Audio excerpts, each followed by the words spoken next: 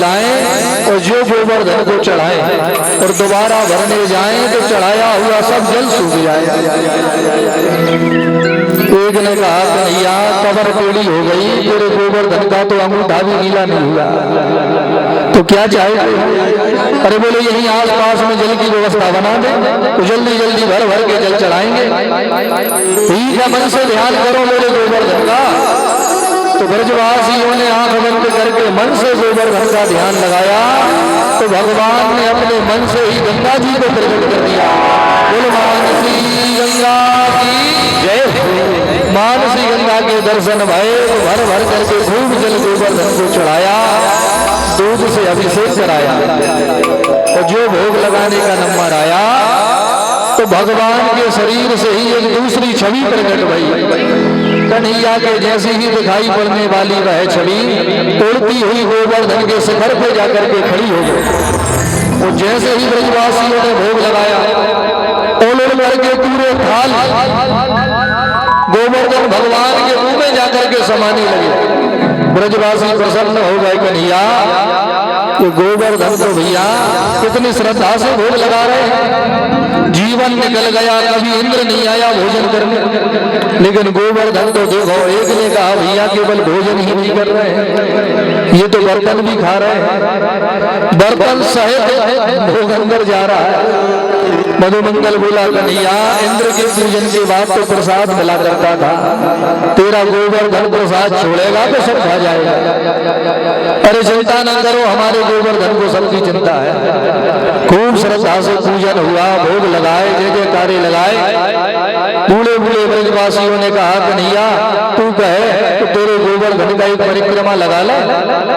तो कहा खूब श्रद्धा से भाव से आनंद से परिक्रमा लगाओ। तो झूम झूम करके इन ब्रजवासियों ने गोवर्धन का परिक्रमा लगाया और ऐसे जोर जोर से जयकारे लगाए कि जयकारों की आवाज इंद्र के कानों में स्वर्ग तक सुनाई पड़ने लगी। क्रोध में भर गया, क्रोध में भर करके इंद्र ने सावर्तक मेघों को बरसाना प्रारंभ किया। ब्रजवासी घबराए, कन्हैया भैया हमने पहले ही बोला था ये इंद्र क्रोध करेगा, अब इंद्र के क्रोध से हमें कौन बचाएगा? बोले चिंता क्यों कर रहे हो?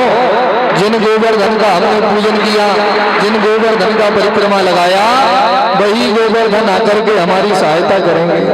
कैसे करेंगे सहायता? कन्हैया ने कहा गोवर्धन ने मेरे कान में बोला था कि कोई संकट आवे तो छाते के भांति मुझे उठा करके खड़े हो जाना। बोले इतने बड़े गोवर्धन 7 कोस के गिरिराज जी को कौन उठा सकता है? कन्हैया ने कहा मेरे पीछे पीछे आओ। तो सब लोग गए कन्हैया के संग में। भगवान ने पहले तो अपने दोनों हाथ लगाए, दोनों हाथों से गोवर्धन को उठाया और एक एक हाथ से आगे बढ़ाते बढ़ाते भगवान बीच में पहुंच गए। और बीच में जाकर के कन्हैया ने केवल अपनी एक उंगली का ही सहारा लगाया और बाएं हाथ की उंगली उंगली पर गोवर्धन को धारण कर लिया।